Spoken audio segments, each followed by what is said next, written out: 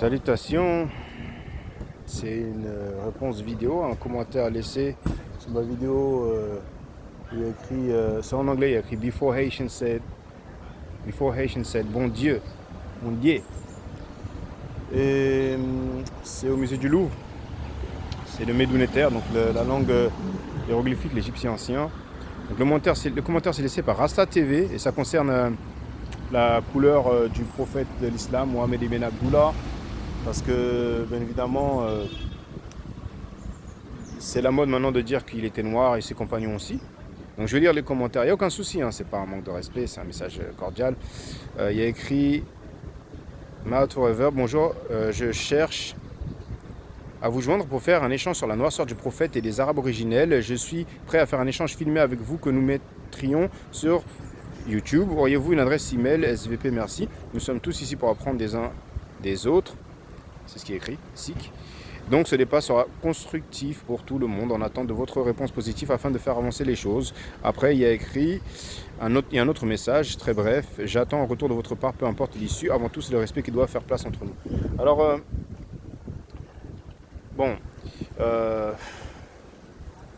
je fais des lives de temps en temps.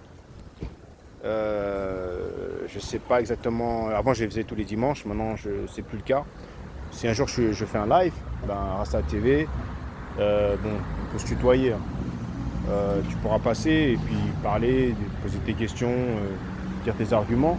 Après, il me semble que c'est pas toi qui es à l'origine de ces déclarations, de ces affirmations, comme quoi Mohamed était noir. Il me semble que c'est, quoi il s'appelle, Soudance Massina ou quelque chose comme ça. Bon, Rasta TV, je crois que tu as moins de 300 abonnés. Soudance Massina, il en a quoi 1800, il en a moins de 2000. Je vais en avoir 6000. On ne juge pas les gens par leurs abonnés, mais bon, c'est quand même significatif, sachant que avant j'en avais 9000, avant qu'on fasse sauter mon compte. Les francs-maçons défenseurs de pédophiles et de violeurs, panafricains. Et la vidéo introduction à Kemet, en anglais, elle avait 300 000 vues. Donc ça a été dit, c'est rien, c'est pas grave. Wesley Mohamed, qui a un doctorat en études islamiques, m'a défié en 2011. Ouais, donc, on dit que les Français ont 10 ans de retard. Donc presque 10 ans plus tard, on propose de discuter là-dessus. Moi, je pense que c'est mieux que vous cotisiez, que vous contactiez Wesley Mohamed, qui est membre de la Nation de l'Islam, et qui prenne son courage à deux mains à la limite, et qui revienne sur son défi, que j'avais accepté à l'époque, et après il s'est défilé, il est parti en courant. Et à la limite, on pourra en parler, parce que moi, j'avais déjà préparé des arguments, etc. Donc, à la limite, ça, ce serait plus intéressant, je pense. Mais je pense que c'est mieux de laisser les gens qui font ces affirmations défendre leurs propos eux-mêmes. Parce que ça, c'est quelque chose qui est extraordinaire en France. Souvent, les gens veulent parler pour d'autres, en fait. Maintenant, voilà, après, je sais pas quoi ajouter d'autre. Abiad, ça veut dire blanc. Il faut arrêter au bout d'un moment. Vous savez, moi, je vais vous dire un truc. Parmi les précurseurs de cette thèse que les Arabes seraient noirs, les Arabes de l'époque du prophète Mohammed, il y a quelqu'un qui s'appelle Tariq Berry. Lui, il n'est pas très connu. Hein. Il me semble qu'il vit au Maroc. On n'a jamais vu son visage, donc c'est pas surprenant. Hein. Et après, Wesley Mohamed, qui est un Afro-Américain, est tombé sur ses travaux. Il a d'ailleurs cité Tariq Berry. Et il a fait ses acrobaties linguistiques, comme c'est la plupart du temps pour les Noirs arabisés. Et maintenant, c'est un peu la mode. Parce que de toute façon, Abiad, ça veut dire blanc. Il y a des descriptions du prophète avec ce mot Abiad dans Sahih Bukhari. Vous voyez ce que je veux dire? Donc, Sahih Bukhari, c'est considéré comme la collection de hadiths la plus fiable. Donc, si maintenant on veut rejeter cette description d'un Sahih, d'une collection Sahih, c'est plus la peine de discuter. Donc, l'histoire de sombre, etc., bien évidemment, quand ils vont se décrire comparés aux Européens, ils pourraient employer des termes qui sont l'équivalent de rouge ou bien de plus clair. Ça, c'est pas extraordinaire. En Arabie, c'est pas le même climat. Au bout d'un moment, il faut arrêter. J'ai fait des travaux, j'ai montré les monuments archéologiques dans la Mésopotamie, Sumer, Akkad, etc. Et même la Palestine, Canaan, etc. Et aussi, on en a aussi un peu pour les Arabes, même, il me semble que c'est les Yémen, l'Arabie du Sud. Et on voit clairement que ce sont des phénotypes caucasiens. On voit clairement cela.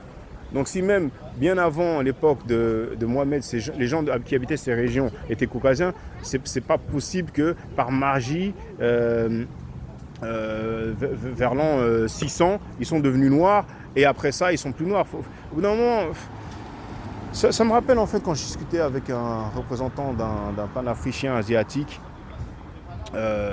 défenseur de la scientologie, de la génétique, qui me parlait des iconographies en Éthiopie.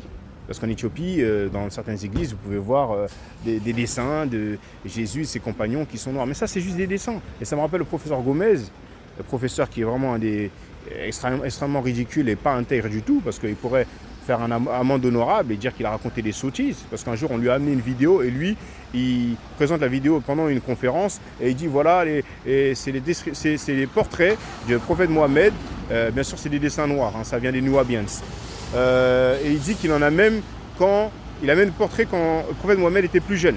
C'est vraiment la plus grande sottise du monde, quoi. Vous voyez ce que je veux dire? Et les gens ont avalé ça comme de l'eau bénite. La vidéo s'appelle Professeur Gomez, Histoire de science-fiction. Bon, ça me rappelle tout ça, en fait. Franchement, je trouve ça triste. Mais bon, ça fait plaisir à certains. Les Noirs arabisés sont contents. C'est bien pour eux. Mais dans le monde académique, il y a des gens qui ont étudié, qui ont des doctorats.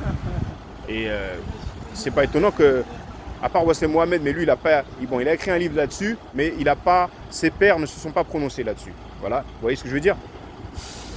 Les gens vont se faire laminer. Et d'ailleurs, Wassem Mohamed, qui a ce doctorat en études islamiques, il s'est fait laminer par 2 personnes qui parlent couramment arabe. Et j'ai les échanges sur mon site, c'est la version anglophone du site. Vous voyez? Black Arabia Hoax, pour ceux qui sont anglophones.